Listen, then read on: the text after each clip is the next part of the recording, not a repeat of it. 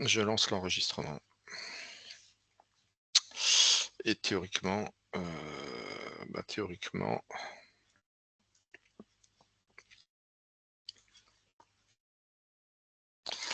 alors vous voyez tous le est-ce que vous voyez tous, je vais mettre, du haut-parleur.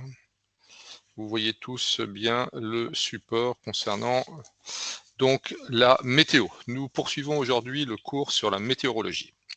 Alors nous avons vu que l'atmosphère, donc, c'est la couche qui nous intéresse de 0 à 400 kilomètres. Donc ça, c'est rappel de la semaine dernière. Et là où il y a des phénomènes intéressants qui se produisent, ben, c'est dans la couche la plus basse qui s'appelle la troposphère, qui, grosso modo, aux alentours du 45e parallèle, c'est-à-dire la latitude ben, de la France, hein, en tout cas les latitudes tempérées voilà, de l'Europe occidentale, c'est environ entre 10 et 11 km d'épaisseur. La première caractéristique de l'atmosphère, c'est qu'elle a un poids. L'air pèse 1,35 g par litre, donc 1,35 kg par mètre cube, et donc cet air appuie sur tout. Comme tous les fluides, nous sommes immergés dans un fluide, donc l'air génère une pression atmosphérique. Si la composition de l'atmosphère était identique partout, que sa température était identique partout, que sa hygrométrie, c'est-à-dire la quantité d'eau, de vapeur d'eau contenue dans cette atmosphère était la même partout, nous aurions une atmosphère dont la pression au niveau de la mer, c'est-à-dire au niveau moyen de la mer, on ne va pas tenir compte des marées, hein, c'est-à-dire à 0 mètre de niveau moyen de la mer, à ce moment-là, l'atmosphère, si elle était absolument uniforme, aurait un poids reposant, ben, appuyant sur le sol, au niveau de la mer, de 1013,25 hectopascales. On a arrondi à 1013, mais c'est 1013,25. L'hectopascal étant une force de 1 newton par mètre carré, donc voilà. Il faut 100 newtons par mètre carré. Ça nous fait donc une pression de 1013 millibars, ou 760, l'équivalent de la pression que représente 760 mm de mercure, alias 29,92 pouces de mercure. Voilà. Alors, cette pression, elle décroît avec l'altitude. Donc, au fur et à mesure que l'on monte en altitude, la pression diminue. Vous voyez qu'elle est de 1013,25 au niveau de la mer. Mais quand on est, comme je vous l'expliquais l'autre jour, au niveau du Mont Blanc, 4800 mètres, on est déjà plus qu'aux alentours de 550 hectopascales, soit à peine plus que la moitié, donc 55% de la pression au niveau de la mer. Et lorsqu'on est au sommet de l'Everest à 8800 mètres, et ben là, il n'y a plus que, combien? On n'arrive même pas à lire, si c'est de l'ordre de 280, pas tout à fait, 250 hectopascales, c'est-à-dire il n'y a plus que 25% de la pression qu'il y a au niveau de la mer. Et ça décroît, alors de façon pas totalement linéaire, mais presque. Voilà, donc c'est légèrement dégressif. Et lorsque l'on fait des sauts, alors cette fois-ci de 4 puis de 5 km, vous voyez, ça décroît à 20 000 mètres. Bon, à 15 000 mètres, il n'y a plus que 120 hectopascales, c'est-à-dire à un peu plus de 13% de la pression au niveau de la mer. Évidemment, s'il y a 13% de la pression au niveau de la mer, ça veut dire aussi qu'il y a 13% de la densité, donc 13% seulement de la traînée. Voilà. Alors, le deuxième paramètre qui va avec, c'est que par contre, non seulement la pression diminue dans la troposphère, mais la température diminue. Alors, je ne sais pas pourquoi les trucs sont aussi dégueulasses au niveau des copies, là. Il faudrait que je regarde ça. Mais voilà, la température moyenne au niveau de la mer, dite atmosphère standard, est de 15 degrés. Voilà. Par contre, au fur et à mesure qu'on monte, la température va diminuer. À 1000 mètres, c'est 8,5, à 2000 mètres, 2 degrés, etc. Et donc, on arrive aux alentours de la tropopause. À 45 degrés de latitude nord, c'est environ 11 000 mètres, on est à moins 56. Et après, ça ne bouge plus. C'est ce qu'on voit ici. Lorsque l'on monte dans l'atmosphère, certes, la pression diminue, mais la température diminue. jusqu'à moins 56. Puis elle reste stable pendant plusieurs kilomètres avant de commencer à remonter dans la stratosphère. Mais ce qui nous intéresse, c'est la troposphère. Alors, la pression atmosphérique n'est pas uniforme. Elle n'est pas uniforme partout. En effet, l'atmosphère est un fluide qui s'appelle l'air, mélange de 20% d'oxygène, 80% d'azote.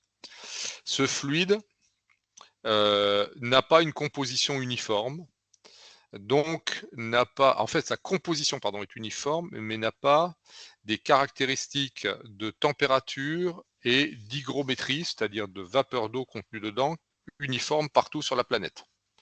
Ce qui veut dire qu'à des endroits, il y a de l'air qui est plus chaud, et d'autres endroits où l'air est plus froid. Si l'air est plus chaud, il est moins dense, et donc il y a moins de pression atmosphérique. Par contre, comme il est plus chaud, il va emmener plus d'eau. Il va emporter plus de vapeur d'eau. Donc là, à l'inverse, il va aussi être non seulement plus chaud, donc théoriquement moins dense, mais plus humide, donc plus lourd. Inversement, de l'air froid devrait théoriquement être moins dense, plus dense, pardon. Mais en réalité, c'est pas exactement le cas, parce que comme il est plus froid, il va être plus sec. Comme il est plus sec, finalement, il va peser moins sur le sol. Alors, on a plusieurs paramètres qui vont jouer au niveau de la variation de pression, mais il se trouve que l'atmosphère va exercer une pression différente selon les endroits, à cause de tout simplement ses caractéristiques locales. Donc, on va créer ici des courbes dites isobars. Ces lignes-là sont des lignes qui relient des lieux, des points dans l'atmosphère où la pression est la même. Ici, le long de cette ligne, la pression est de 1020. Le long de cette ligne, la pression est de 1015. Tout le long, elle est 1015 partout sur tous ces points. Mais si évidemment je vais de cette ligne-là à cette ligne-là, on va avoir une pression qui va monter, et petit à petit. Et on peut dire qu'elle est presque linéaire, c'est-à-dire que là, je suis à 1016, là à 1017, 1018, 1019, 1020. Ici, il n'y a pratiquement pas de différence. Il y a une nouvelle ligne 1020. Ça veut dire que là, entre les deux, peut-être que ça va être 1020, 21, 22, puis ça va redescendre jusqu'à 1020. On va avoir ici une dorsale. Donc une série, alors la ligne bleue est mal représentée. La dorsale, elle devrait être ici, entre plusieurs lignes de haute pression. D'accord? On a là une dorsale entre des lignes de haute pression. À l'inverse, on a un Talweg dans une ligne de basse pression. D'accord? C'est un Talweg, ça veut dire en allemand fond de vallée. Hein, le chemin de la vallée. Donc imaginez ici un creux avec autour des pressions plus hautes à droite et à gauche et au fond des pressions plus basses. À l'inverse, vous avez là, entre les deux, une dorsale. Ça, on appelle ça un col, mais ça, c'est rarement utilisé. Mais on peut se retrouver avec des zones où la pression est la même dans une large région géographique et on appelle ça un marais barométrique. Autrement dit, je me déplace dans une région, il n'y a pas de changement. On verra pourquoi ça s'appelle un marais. Alors, il y a des zones où la pression est plus forte, voire beaucoup plus forte. Donc, elle est supérieure à 1013. En l'occurrence, là, vous voyez ici, une pression qui monte 1020, 25, 30. Voilà, ça c'est 20, donc ça c'est 25, ça c'est 30. Le dernier cercle à l'intérieur, 1035. 1035, c'est beaucoup. C'est des hautes pressions, déjà vraiment pression. Alors, les anglo-saxons mettent ici un H, high pressure, d'accord, c'est ou zone de haute pression. En France, on appelle ça des anticyclones. Voilà. H, high pressure. Que se passe-t-il dans une zone de haute pression? Ben, les vents sont faibles, souvent le ciel est dégagé, la masse d'air est plutôt sèche. De l'autre côté, on peut avoir des zones avec des pressions très basses. Voilà, ça devient inférieur à 1013.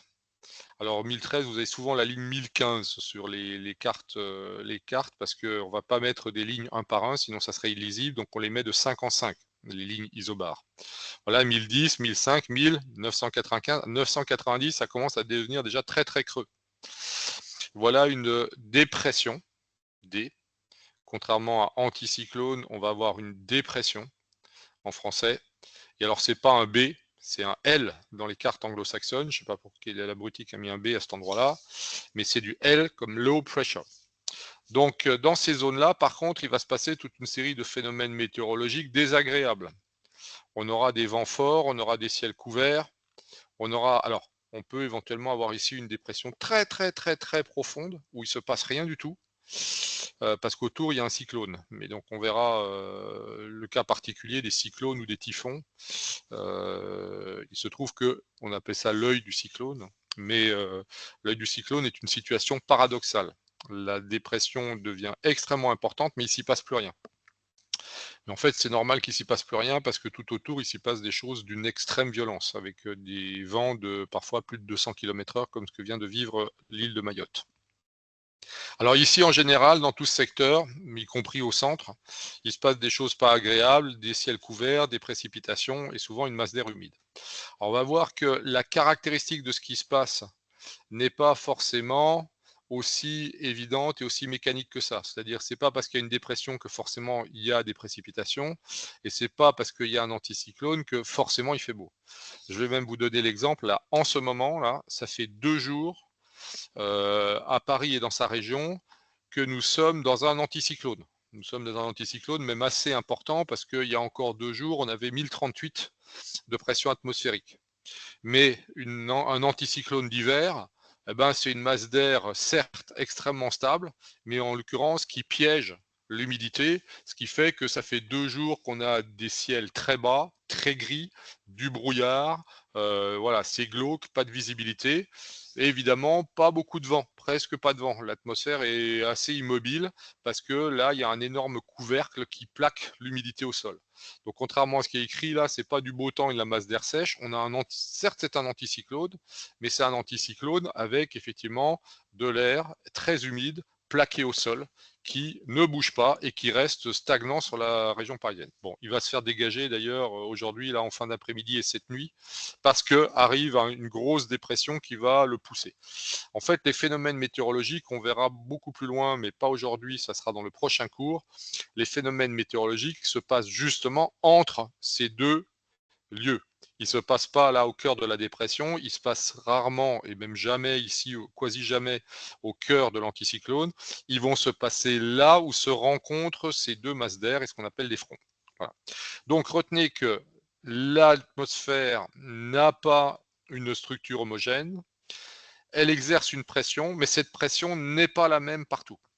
Et cette différence de pression va engendrer un certain nombre de choses.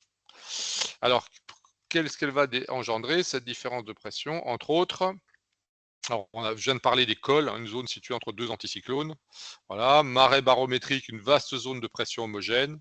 Une dorsale, ben, c'est des hautes pressions dans une zone de basse pression. Donc ça relie plusieurs hautes pressions. Un Talweg, c'est une zone de haute pression, c'est souvent un alignement de basse pression.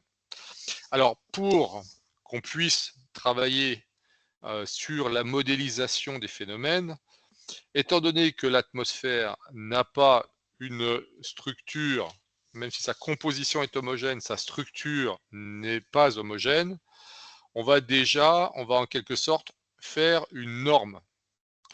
Cette norme permet en quelque sorte d'avoir une espèce d'atmosphère de référence et la différence entre l'atmosphère réelle et l'atmosphère de référence va permettre d'imaginer, d'anticiper, de modéliser un certain nombre de phénomènes. Alors en l'occurrence, la plupart des phénomènes qui nous intéressent et qui sont soit des phénomènes positifs, beau temps, vent nul, vent faible, ou des phénomènes négatifs, vent fort, précipitation, pluie, neige, etc. Brouillard. Donc l'atmosphère de référence, on va l'appeler atmosphère standard. Ça, c'est un terme à connaître et à retenir. On appelle ça atmosphère standard. C'est une norme définie, qui a été définie très tôt par l'Organisation de l'aviation civile internationale, sur la base des recommandations de l'OMM, Organisation météorologique mondiale. qui coordonne un certain nombre de choses entre tous les organismes qui étudient la météo dans tous les pays. L'OMM, elle a plusieurs missions, notamment, premièrement, normaliser, qui fait que tout le monde parle le même langage, tout le monde utilise les mêmes symboles, tout le monde utilise les mêmes types de cartes. Et deuxièmement, permettre l'échange des informations. Parce que si je me contentais d'observer la situation sur le territoire français pour pouvoir prévoir la météo du territoire français, grosso modo, il faudrait que j'utilise les 50% à l'ouest entre Brest et Paris pour pouvoir avoir une petite chance de prévoir le temps dans les heures à venir entre Paris et Strasbourg. Et encore, ça ne serait pas très fiable. Donc, pour pouvoir faire des bonnes prévisions, il faut avoir une observation très large. Donc, il faut que je puisse avoir le temps qu'il fait en Angleterre, en Irlande, en Espagne, au Portugal, au milieu de l'Atlantique, en Islande, au Groenland et même jusque sur la côte est des États-Unis. Parce que si je sais le temps qu'il fait entre la Martinique et Terre-Neuve, j'ai des chances de pouvoir prévoir le temps qu'il va faire dans 3 à 5 jours entre Brest et Strasbourg. Pourquoi? Parce que évidemment, la composition de l'atmosphère va produire un certain nombre de phénomènes qui vont évoluer et qui vont me permettre de faire des prévisions. Donc l'OMM, elle va comme double mission, 1, normaliser, 2, échanger les données, faire que toutes les météos du monde collaborent et partagent leurs données. En effet, Météo France reçoit chaque jour des millions d'observations provenant de stations qui viennent de partout dans le monde, plus d'un certain nombre de satellites, y compris des satellites de plein de nations différentes. Eh bien, ces données sont partagées et sont mises en commun par toutes les météos du monde pour faire tourner les modèles de prévision. Alors, les deux paramètres essentiels sur lesquels la norme OACI s'appuie, c'est premièrement la pression. On part du principe que la pression standard, si l'atmosphère était homogène, serait de 1013,25 hectopascales au niveau de la mer. Et on part du principe que si tout était à peu près homogène, si on prenait une gigantesque cuillère et qu'on mélange la totalité de l'atmosphère en touillant très très fort, donc en allant de l'équateur au pôle, et en prenant aussi bien le côté éclairé de la planète que le côté pas éclairé, on aurait un résultat qui serait 15 degrés. D'accord? Autrement dit, entre les endroits où il fait 30 et les endroits où il fait moins 20, les endroits où le soleil tape et les endroits où c'est à l'ombre, si je mélange tout ça, j'obtiens 15 degrés. Voilà. Si j'obtiens cette atmosphère standard, évidemment, ça me permet de comparer. Si aujourd'hui j'ai 20 degrés, je suis au niveau de la mer, que j'ai 20 degrés et qu'il fait 1020 hectopascales, ça veut dire que je suis dans une atmosphère plus chaude que l'atmosphère standard et que ma pression est plus élevée que l'atmosphère standard. Là, en ce moment, à Paris, d'ailleurs, je ne sais pas combien il fait, je vais aller regarder ça tout de suite. Je vais aller regarder ça tout de suite. Tiens, je vais faire un partage, un peu mieux fait. Je vais partager la totalité de mon écran, comme ça, voilà. Vous allez voir ce que je fais. Je vais aller donc, parce que pour les cours de météo, rien de tel que d'aller directement sur le site de Météo France, et qui est le site, en l'occurrence, qui sert à l'aéronautique, qui s'appelle AeroWeb. Eh bien, nous voyons qu'aujourd'hui, là, vous êtes, ici du côté de LFPK, c'est-à-dire Coulommiers, il n'y a pas de données disponibles. Du côté de Morez, il n'y a pas de données disponibles. Mais ici, nous constatons, si je le montre, que si je prends Orly ou Charles de Gaulle, peu importe, voyons Orly. Orly nous dit qu'aujourd'hui, la pression atmosphérique est actuellement de 1016 hectopascales. Vous voyez, on est légèrement au-dessus, à peine au-dessus des 1013 standards. La température actuellement à Orly est de 13 degrés. Voilà.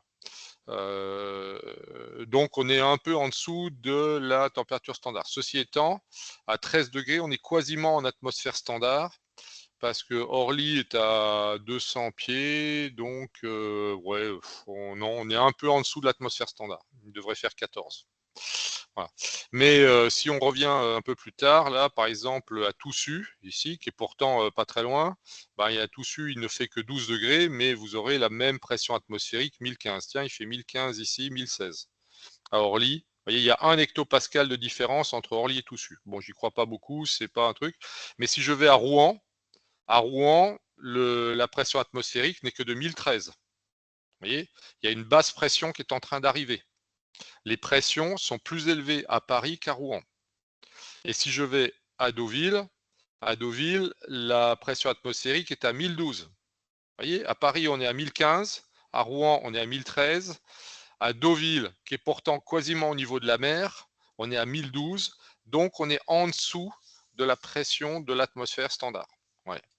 Le Havre, ils me disent quoi? Le Havre est à 1011, encore 1 hectopascal de moins. Je vais encore plus à l'ouest, Cherbourg est à 1009. Pourtant, Cherbourg est au bord de la mer. Vous voyez, on a un gradient de pression. Plus je vais vers l'ouest, plus ça diminue.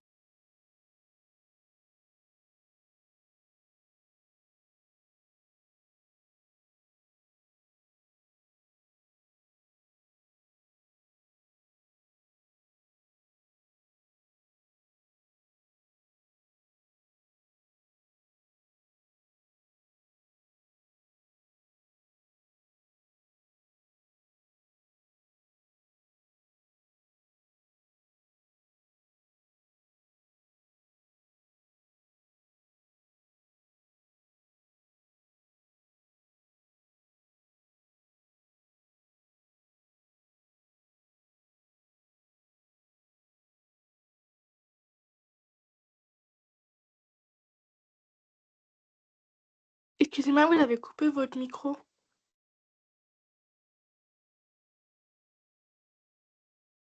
C'est coupé. Ah oui, pardon, excusez-moi, il y a eu un bug. Désolé, je ne sais pas depuis combien de temps il était coupé. Donc voilà, je suis en train de vous montrer la carte des isobars sur l'Europe occidentale et l'Atlantique Nord. On verra ensuite ce que représentent les autres symboles, la rouge et bleu, ça ce sont des fronts. Et vous voyez ici les lignes isobars, les lignes d'égale pression. Okay, la ligne isobar grasse, ici, c'est celle de 1015, donc qui est pas loin du 1013-25, voilà, qui est, on va dire, la pression standard. Si c'est plus haut, voilà, ici vous avez du 1020, du 1030, vous voyez, vous avez des hautes pressions ici au sud. Vous avez d'ailleurs ici des très hautes pressions qu'on appelle l'anticyclone des Açores. Voilà. Au lieu de 1015 atmosphère standard, on est à 1020 puis 1025 et celle-ci là va être 1030 hectopascal. Donc vous avez un gros anticyclone ici sur le centre de l'Atlantique. Mais inversement, vous avez également des dépressions. Voici une dépression à 1005, donc 1015, 1010, 1005, et même une dépression. Alors celle-là, elle tabasse à mort. Hein. Ici, là, vous avez une très très très grosse dépression avec très probablement des grosses tempêtes sur le nord de l'Atlantique entre l'Islande et l'Écosse, ou sur la mer du Nord entre l'Écosse et la Norvège ici, parce que vous avez une dépression. Si vous regardez les lignes isobars, ça descend de 5 en 5, hein, 1005, 1000, voilà. Ici, vous avez une courbe à 975 hectopascal. Voilà. Donc, vous avez la situation qui était à midi. On aurait dû être entre 1015 et 1020. D'ailleurs, vous voyez, ce soir, on est à 1016 et ça va descendre petit à petit. Et déjà, à Cherbourg, on est à 1009 parce qu'il y a ça qui arrive là. Il y a cette dépression qui arrive là, qui va arriver cette nuit. Et donc, on va avoir des dépressions. En fait, à Cherbourg, on est, j'ai dit combien à Cherbourg tout à l'heure accueil, toc. Cherbourg, on est à combien à Cherbourg? Voilà. Cherbourg, 1009. Voilà. C'est Q1009, c'est la pression que vous voyez ici dans le message. Bon, moi je sais le décrypter, mais ça on verra ça non pas au cours prochain, mais au suivant. On apprendra à lire ces messages. Voilà. À Cherbourg, on est déjà à 1009. Pourquoi on est déjà à 1009? Parce que ici, sur la carte des fronts, ah merde, c'est pas ça. Tac, tac. Ah non, il veut pas me la redonner. Voilà. Carte aérologique, carte des fronts. Je reprends la carte des fronts. Je reprends la carte aujourd'hui à midi. Voilà. Ça, c'était à 13h. Là, il est 18h. Donc, 5 heures plus tard, la dépression qui est là s'est déplacée. Et vous voyez qu'elle est à 1005. Et Cherbourg, pour l'instant, est à 1009. Alors qu'à midi, ils étaient encore à 1014. Ce soir, ils sont à 1009. Donc, la dépression se déplace et elle va arriver dans la nuit sur la France. Je ne vous explique pas pourquoi elle se déplace de gauche à droite, c'est-à-dire d'ouest en est. Ça, on verra ça dans le cours sur les fronts. Donc, ce n'est pas le prochain, c'est le suivant. Voilà, donc l'atmosphère n'est pas une atmosphère standard, mais on a défini une atmosphère standard, voilà, qui est 1013 hectopascales.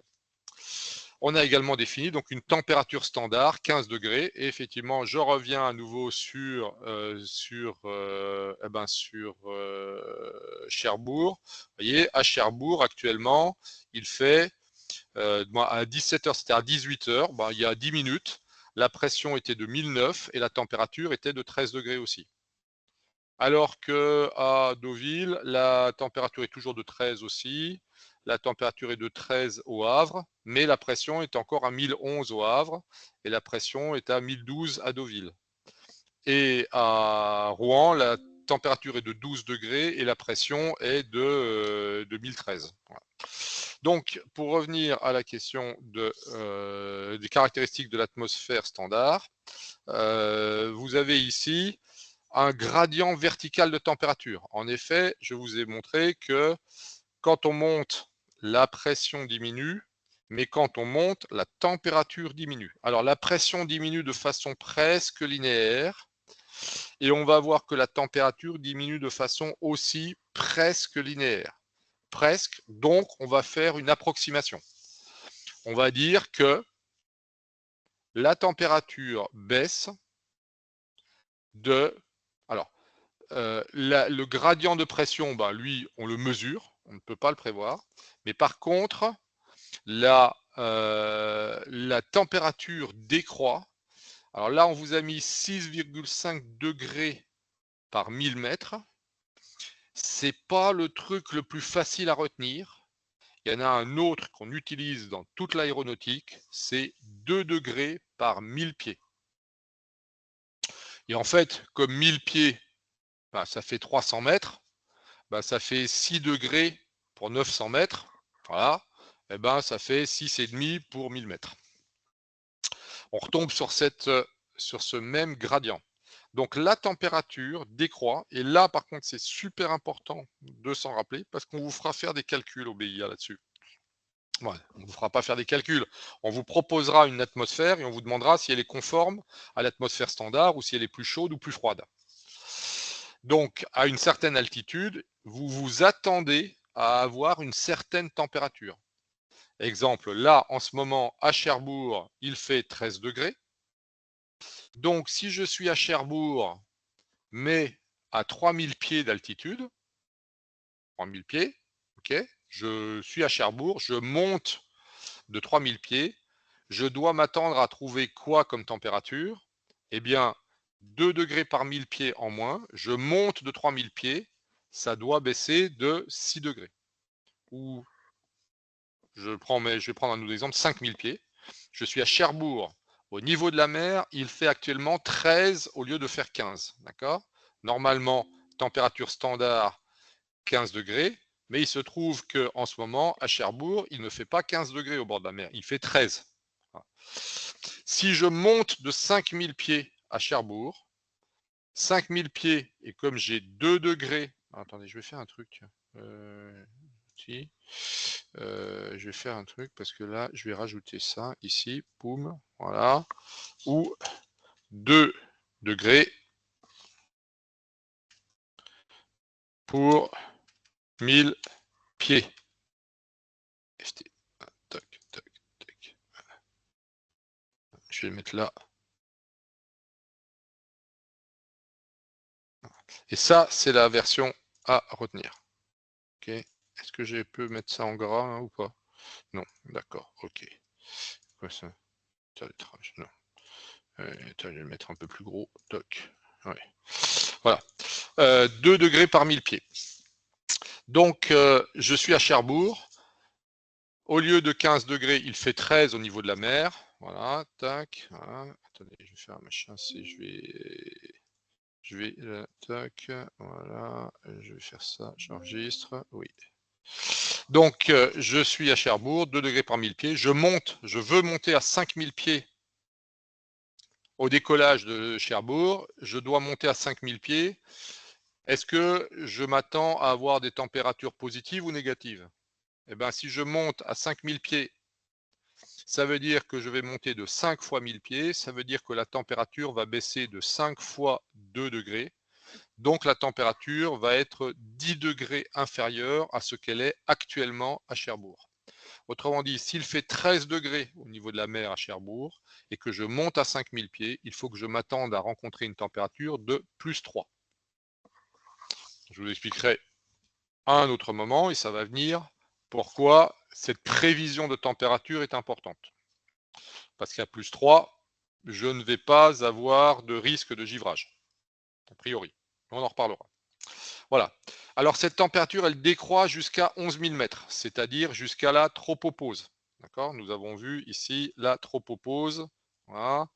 La tropopause ici, voilà, jusqu'à 11 000 mètres dans nos régions, jusqu'à 7 000 au niveau polaire, jusqu'à 15 000 au niveau équatorial.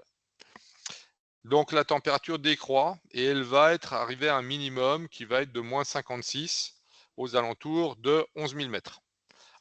Entre 11 000 et 20 000, donc à peu près pendant 9 km, pas de changement. C'est stable, moins 56. Et ensuite, la température commence à remonter, cette fois-ci de 10 degrés par 1000 mètres. L'anthropopause se situe à 11 000 mètres à la latitude de Paris. L'air est sec, de composition constante après. D'accord? Dans la tropopause, alors la pesanteur c'est 9,1, mais on s'en fout. Donc ceci sert à l'étalonnage de tous les altimètres et de tous les variomètres. On utilise ce gradient de pression et de température pour l'étalonnage. On verra ça au chapitre instruments. Fin de la partie pression. Deuxième grande caractéristique de l'atmosphère, la température. Donc on a vu que la pression, autrement dit la densité de l'atmosphère est variable. Donc la pression qu'exerce l'atmosphère sur le sol est variable, aboutissant à des courbes isobares. La température de l'atmosphère est également variable. En effet, ça, je n'ai pas besoin de vous l'expliquer en long, en large et en travers. Vous avez constaté que il ne fait pas la même température, même au même endroit, l'hiver et l'été. Il ne fait pas la même température le matin que midi, que le soir, qu'en pleine nuit. Il ne fait pas la même température à Dunkerque, à Paris, à Limoges, à Marseille. Voilà. Et d'ailleurs, je viens de vous montrer qu'il ne fait pas la même température en ce moment à Orly, à Rouen et à Cherbourg. Alors, il fait plus froid actuellement à Orly qu'à Cherbourg, parce qu'en fait, la dépression, elle arrive avec de l'air océanique humide et chaud, ce qui va nous valoir quelques épisodes intéressants. Alors, pourquoi est-ce que la température n'est pas homogène? Tout simplement parce que la Terre est exposée aux rayons du Soleil, la seule source de chaleur significative. Il y a un tout petit peu de production de chaleur interne par un certain nombre de réactions nucléaires au sein du noyau, au sein du manteau sous la croûte terrestre. Il y a des réactions nucléaires qui font que l'intérieur de la Terre est chaud, il reste chaud. La lave reste toujours chaude, il y a toujours une activité volcanique. Mais ça, c'est une situation interne, et c'est une situation interne qui ne produit pas beaucoup de chaleur émise par la Terre.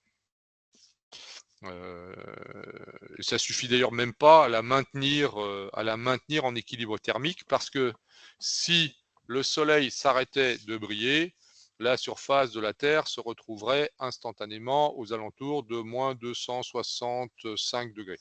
Voilà. Instantanément, disons dans les années qui suivraient. La production de chaleur du magma à l'intérieur de la Terre est ridicule. Elle est infinitésimale. C'est que dalle par rapport à la quantité d'énergie que la Terre reçoit du Soleil.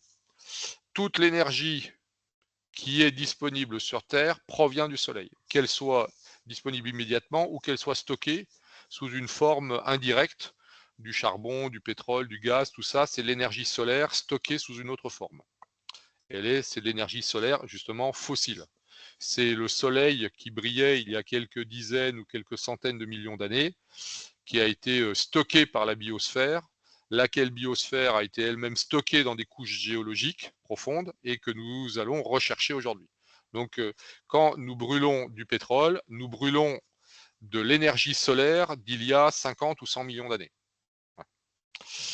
On pique dans le livret A. Et donc, toute l'énergie que reçoit la Terre provient du Soleil. Sauf que la quantité d'énergie que reçoit la Terre n'est pas la même selon les endroits. Déjà, phénomène simple, du côté éclairé, il y a de l'énergie qui arrive, du côté pas éclairé, à l'ombre, il n'y a pas d'énergie. Donc, le jour, il y a de l'énergie, la nuit, il n'y en a pas. Il y a même d'ailleurs un phénomène la nuit, s'il n'y a pas de nuages, eh bien, on a même de l'énergie négative, c'est-à-dire que la Terre renvoie de l'énergie dans l'espace. Alors que dans le jour, elle en renvoie aussi, mais elle en reçoit plus qu'elle n'en émet. Alors que la nuit, elle en émet plus qu'elle n'en reçoit. D'autre part, les rayons du soleil n'ont pas la même incidence. À l'équateur, la quantité de rayonnement reçu est très supérieure à ce que nous recevons, nous, à 45 degrés de latitude nord, où on reçoit un peu moins de 40% de l'énergie solaire, qu'au niveau du pôle, où on reçoit 1 ou 2% seulement d'énergie solaire. En effet, les rayons sont très très plats sur l'horizon, donc la quantité de rayonnement reçu par 1 mètre carré ici est très faible, alors que ici, la quantité de rayonnement reçu par 1 mètre carré à l'équateur est très forte. De plus, la Terre est inclinée sur son axe de rotation. Elle est inclinée de 23,5 degrés. Ce qui fait que, comme elle tourne autour, la partie qui refroidit n'est pas la même l'été et l'hiver. Donc, vous voyez ici en hiver, nous recevons le pôle, rien, parce que c'est la nuit. Le pôle, il est ici, là. Il fait nuit en permanence. Il faut aller jusqu'au cercle polaire en hiver pour commencer à recevoir du rayonnement, alors que le pôle sud est au soleil. Et nous, on reçoit, grosso modo, à peu près 30% de rayonnement de moins qu'en été. Que à l'équinoxe. En été, c'est l'inverse. Nous sommes ici, là. Nous sommes ici au niveau de la deuxième flèche, 45 degrés de latitude nord. Et à ces 45 degrés, à l'inverse en été, on est penché du côté du soleil et donc on reçoit environ 30% de rayonnement en plus que pendant l'équinoxe. L'équinoxe, c'est le moment où la Terre est parfaitement dans l'axe du soleil, c'est-à-dire que on a une durée équivalente du jour et de la nuit, etc. etc. Il y a plein d'autres définitions. Voilà. Donc, par rapport au 21 mars ou au 21 septembre, jour de l'équinoxe, l'été, 21 juin, on reçoit 30% en plus, et l'hiver, le 21 décembre, on reçoit 30% d'énergie en moins. Et donc, ça explique que, par exemple, ici, pendant que c'est l'hiver au nord, c'est l'été au sud, la planète reçoit beaucoup d'énergie dans son hémisphère sud et peu dans son hémisphère nord, ce qui va engendrer des mouvements, des courants et des transferts. La planète, inversement, quand c'est l'été au nord et l'hiver au sud, les phénomènes s'inversent. Nous avons également des différences entre les sols que nous allons voir tout de suite après. Les sols sont dans certains endroits très absorbants du rayonnement solaire. Alors ça, il faut le savoir. L'atmosphère n'absorbe que très très peu de rayonnement. Okay, l'atmosphère ici n'absorbe que très peu de rayonnement. 92% de l'énergie du soleil arrive au sol, s'il n'y a pas de nuages. Okay, on a une atmosphère parfaitement transparente. Donc, c'est le sol qui reçoit la quasi-intégralité de l'énergie en provenance du soleil. Évidemment, si le sol, il va absorber une partie de cette chaleur. Il va absorber environ 60% de cette énergie. Il va en réfléchir 40%. Donc là, il y a une partie du rayonnement qui repart directement. Il est réfléchi. Et la quantité qui est réfléchie est très variable selon la nature du sol. Évidemment, si vous prenez un parking de supermarché en goudron bien sombre, bien noir, il va absorber plutôt 70 à 80% de l'énergie, il ne va rien refléter du tout. Si vous prenez par exemple une forêt, elle va, elle, absorber également beaucoup, mais elle va être relativement froide parce qu'elle va restituer une grosse partie de cette énergie sous forme d'évaporation. Maintenant, vous prenez un endroit très clair, par exemple un champ de céréales, bien blond, bien mûr. Lui, c'est l'inverse. Il va plus absorber grand-chose, il va réfléchir 50 à 60% de son énergie. Vous prenez une montagne enneigée, elle va réfléchir 80 à 90% de l'énergie du soleil. Elle est très blanche, elle réfléchit la lumière, elle réfléchit le rayonnement infrarouge et l'énergie n'est pratiquement pas absorbée par la neige. La neige n'absorbe que très peu d'énergie. Donc dès que vous avez un glacier ou une calotte de neige sur une montagne, eh bien le froid va se maintenir grâce à la neige, qui va réfléchir les rayons du soleil. La chaleur absorbée par le sol, elle, les 60% absorbés par le sol, donc il y en a 40% qui sont réfléchis, ces 60% vont chauffer le sol. Et le sol va chauffer l'air qui est à son contact. Vous avez déjà vu en été une route avec cette espèce d'impression qu'il y a une flaque d'eau sur la route. En fait, ce n'est pas une flaque d'eau, c'est un mirage. Le mirage est provoqué par de l'air qui est au contact du sol ici, au contact de la route. Cet air devient très très chaud. Il m'énerve cette histoire là, l'IA. L'air devient très très chaud au contact de la route et comme il devient très très chaud, il n'a pas la même densité. Comme il y a une différence de densité, il y a ce qu'on appelle une réfraction de la lumière qui fait que vous avez l'impression d'un effet miroir sur la route. Cet effet miroir est provoqué par de l'air très chaud. Et cet air, il n'est pas chauffé par le soleil, il est chauffé par la route. Voilà.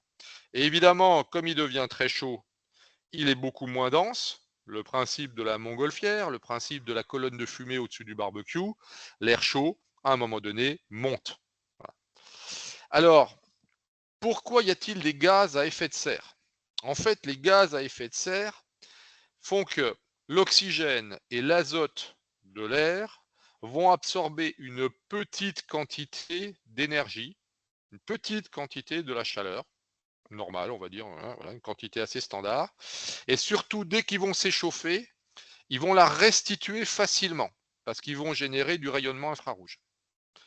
Quand il y a du gaz carbonique dans l'air, et il y a des trucs qui sont encore pires que le gaz carbonique, il y a le méthane, et des choses encore pires que le méthane, notamment les fluorocarbonés qu'on mettait autrefois dans les frigos. Ces gaz-là vont absorber une beaucoup plus grande quantité de chaleur en provenance du sol, mais par contre, ils ne vont pas la rendre. C'est pour ça qu'on les appelle les gaz à effet de serre. Ils vont conserver dans l'atmosphère la chaleur que le sol leur a donnée.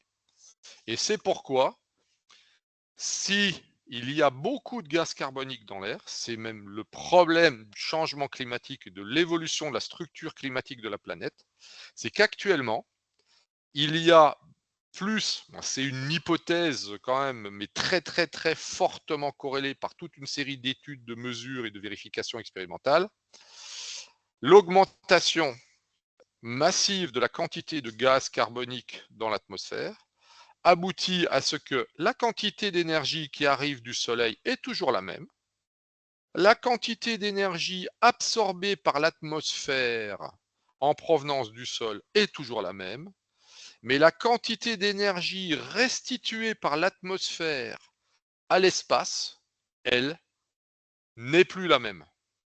Parce que une grande partie de cette énergie provenant du Soleil, qui chauffe le sol et qui est absorbée par l'atmosphère, n'est pas restituée par l'atmosphère sous forme de rayonnement vers l'espace. Elle est conservée. Et donc, l'atmosphère se réchauffe beaucoup plus qu'avant, car le gaz carbonique capture une plus grande quantité d'énergie que le reste des gaz. Et comme il capture une plus grande partie de l'énergie, eh ben, la quantité d'énergie stockée par l'atmosphère et conservée par l'atmosphère est plus importante et donc la température de l'air a tendance à augmenter très très très lentement, mais globalement depuis des dizaines d'années, ce tout petit lentement là finit par représenter aujourd'hui des élévations relativement importantes entre 1,2 et 1,5 degrés de plus qu'il y a 2 siècles. On a mis 2 siècles pour arriver jusque-là, mais le problème, c'est que, voilà, au bout de 2 siècles, on est dans une situation qui commence à devenir sérieusement préoccupante. Parce que la quantité d'énergie accumulée dans l'air commence à générer toute une série d'autres problèmes, notamment au niveau des températures au sol, etc. Parce que j'absorbe plus d'énergie, ça veut dire que le sol ne peut plus en restituer autant. Donc les températures s'élèvent, l'évaporation augmente, etc., etc., etc., etc., etc. Toute une série de conséquences. Et évidemment, comme il y a plus d'énergie, les phénomènes mis en œuvre dans la troposphère deviennent également plus violents. Plus d'énergie, plus d'activité. Donc, on a des phénomènes orageux plus importants, on a des évaporations plus importantes, on a des précipitations plus importantes, on a des différences de température, donc des différences de densité, donc des différences de pression plus importantes. Comme il y a des différences de pression plus importantes, il y a des vents plus importants, des énergies plus importantes, des phénomènes plus violents, des cyclones plus puissants, des typhons plus puissants, etc., etc., etc. Voilà. D'accord. J'augmente la quantité d'énergie, j'augmente tous les phénomènes qui vont avec. C'est comme quand vous êtes dans une voiture. Hein. La quantité d'énergie d'une voiture à 80 km/h fait que s'il y a un pépin ou s'il y a un choc, ça va encore. On a des chances de s'en sortir. Si vous augmentez la quantité d'énergie en roulant à 150 km/h, le même choc ne pardonnera pas. Il y a 4 fois plus d'énergie, résultat, il y a 4 fois plus de conséquences, 4 fois plus de dégâts, voire des dégâts irréversibles.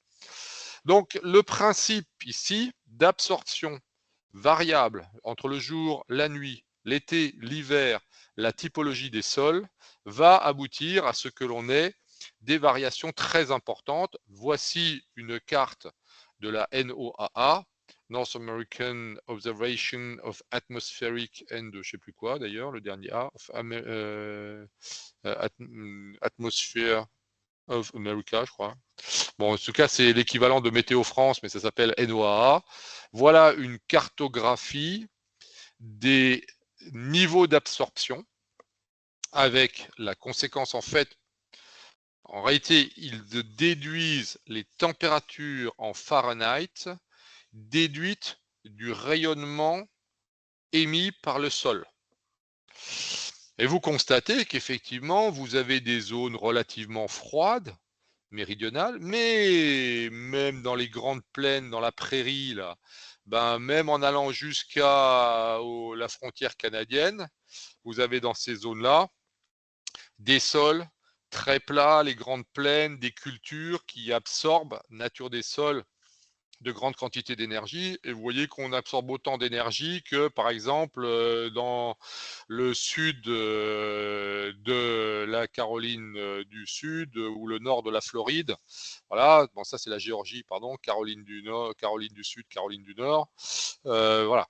Et vous voyez également qu'il y a des zones très très chaudes, comme par exemple les zones désertiques de l'Arizona ou des déserts de Mojave au sud de la Californie, ou des zones désertiques qui font la frontière entre le Texas et le Mexique, mais que vous avez aussi des zones très très froides, la chaîne des Rocheuses, 4000 mètres d'altitude ici, entre 2005 et 4500 mètres d'altitude, le long de cette dorsale, avec des glaciers, avec des très hautes altitudes, des zones très blanches, très froides, ou la chaîne des Northern Cascades ici, dans l'ouest de l'État de Washington. Voilà, des zones très bleues. Pourquoi? Parce qu'elles absorbent peu d'énergie, elles réfléchissent beaucoup d'énergie. Et des zones très chaudes qui absorbent beaucoup d'énergie. Donc la nature du sol va modifier l'absorption et la réflexion. La nébulosité va jouer. Là, on est sur une journée de nébulosité moyenne. Bon, ça, c'est corrigé de la nébulosité. D'ailleurs, là, on vous donne les températures en Fahrenheit. Hein. Ici, là, bon, il n'y a pas de violet. 32 Fahrenheit, c'est 0 degré. Là, on est aux alentours, les zones les plus froides sont aux alentours de 60 degrés Fahrenheit, c'est-à-dire aux alentours de environ 15 degrés. Les zones les plus chaudes ici, dans ce désert de Mojave ou le désert de White Sands au sud de l'Arizona, vous êtes sur des températures qui frisent les 110 degrés Fahrenheit. 110 degrés Fahrenheit, ça fait du 45 degrés à peu près. Voilà, ça fait même ouais, largement 45 degrés. Ok, c'est 42, donc 42, 43 degrés à peu près. Voilà, donc vous avez ici des très très grandes différences. Alors on est sur une zone, sur une cartographie hors couverture nuageuse, parce qu'évidemment, s'il y a une couverture nuageuse, et je vais revenir au petit dessin précédent, imaginez qu'ici, entre le soleil et le sol, j'ai des nuages. Si j'ai des nuages, ils sont très blancs, et évidemment, le rayonnement du soleil qui va taper sur les nuages les plus blancs va réfléchir une partie de l'énergie du soleil vers l'espace. Ce qui veut dire que la quantité d'énergie qui arrive au sol sera moins importante quand il y a des nuages que quand il n'y en a pas. Et évidemment, dès que le ciel est couvert, évidemment, les températures sont moins élevées. Ça fait de l'ombre, en quelque sorte. Hein, voilà. Les nuages font de l'ombre, ils absorbent une partie du rayonnement, ils en réfléchissent une partie. Mais en même temps, si la couverture nuageuse est importante, autant dans la journée, il y a moins d'énergie qui arrive, mais autant la nuit, il y a moins d'énergie qui repart. Pourquoi? Parce que l'air qui est chaud en dessous du nuage reste prisonnier sous le nuage et évidemment ne rayonnera pas de chaleur vers l'espace. Donc, dans le désert, il n'y a pas de nuages. Donc, le jour, il fait très, très, très, très chaud parce que presque toute l'énergie du soleil est absorbée. Mais inversement, la nuit, il gèle dans le désert. Parce que le rayonnement fait que la totalité de l'énergie absorbée dans la journée repart en direction de l'espace. Elle est rayonnée sous forme de rayonnement infrarouge vers l'espace. Inversement, dans nos zones dites tempérées, dans nos latitudes tempérées, on va souvent avoir du nuage. Résultat, il ne fait pas 45 degrés, mais il fait que 20 degrés parce que une bonne partie de l'énergie du soleil est réfléchie. Mais à l'inverse, la nuit, il gèle pas parce que les différences entre le jour et la nuit sont faibles grâce à la couverture nuageuse qui permet au sol en dessous de garder sa chaleur. Donc, on a des variations à la fois à cause de la nature du sol, la nébulosité, et parce que l'air peut se déplacer. On peut soudainement avoir ici, si je reprends cet exemple de l'Amérique du Nord, le Chinook, qui fait qu'on a un vent à moins 10, moins 20 degrés, qui débarque brutalement à Houston, ici, où eh bien, à 10 heures du matin, il peut faire 25-30 degrés. C'est un phénomène fréquent en automne. Hein. C'est le Chinook, il arrive souvent sur les mois d'octobre-novembre, où d'un seul coup de l'air polaire glacial descend ici du Canada à travers les grandes plaines, et vous êtes à Houston, à 10 heures du matin, il fait 30 degrés, à 3 heures de l'après-midi, il fait moins 10. C'est violent, hein. Mais ça arrive. Et évidemment, si en plus il y a de l'air chaud et humide en provenance du golfe du Mexique, eh bien vous avez à Houston ou à Dallas, à 10 heures du matin, il fait 25, à midi, il fait 30 degrés, il fait grand beau, à 2 heures de l'après-midi, il fait 0, à 4 heures de l'après-midi, il est tombé 50 cm de neige. D'un seul coup, brutal, très violent. Pourquoi? Parce que de l'air à moins 10, moins 20 degrés tape frontalement dans de l'air humide en provenance du golfe du Mexique et vous avez une tempête de neige qui peut soudainement faire 20, 30, 40, 50 cm de neige en l'espace d'une heure. Voilà. Donc, vous avez donc des mouvements des masses d'air et bien entendu dans la journée, un jour ensoleillé, sans vent, la température est minimale, 20 minutes après le lever du soleil, elle est maximale en milieu d'après-midi. Alors, ça aboutit aussi à des variations avec l'altitude, j'en ai déjà parlé. La température diminue quand l'altitude augmente. Et là, c'est quasiment linéaire, quasiment. Alors, en réalité, ça n'est pas tout à fait, mais on fait un modèle ici, effectivement, en air sec. On perd 10 degrés par 1000 mètres, mais l'air sec, ça n'existe quasiment pas. En air saturé, on ne perd que 6 degrés. On verra après la question de la différence entre l'air sec et l'air saturé. C'est la quantité de vapeur d'eau qu'il y a dans l'atmosphère. En atmosphère standard, parce que là aussi en moyenne, il y a environ 40% d'humidité, 45% d'humidité dans l'air standard. Le gradient est de 6,5 degrés par 1000 mètres, c'est-à-dire de 2 degrés par 1000 pieds. Ça, c'est l'ordre de grandeur à connaître. Alors éventuellement, on peut avoir, mais ça, c'est à nouveau, c'est une atmosphère standard, on peut avoir des couches différentes l'une au-dessus de l'autre. On verra dans la question des fronts qu'on peut très bien avoir, et c'est un peu le cas là en ce moment, sur la région parisienne, en ce moment même, En ce moment même, nous avons au sol de l'air relativement frais. Il fait 13 degrés, vous avez vu. Et en fait, au-dessus, j'ai de l'air plus chaud. On va avoir des choses paradoxales. On se dit, si je monte, la température va diminuer.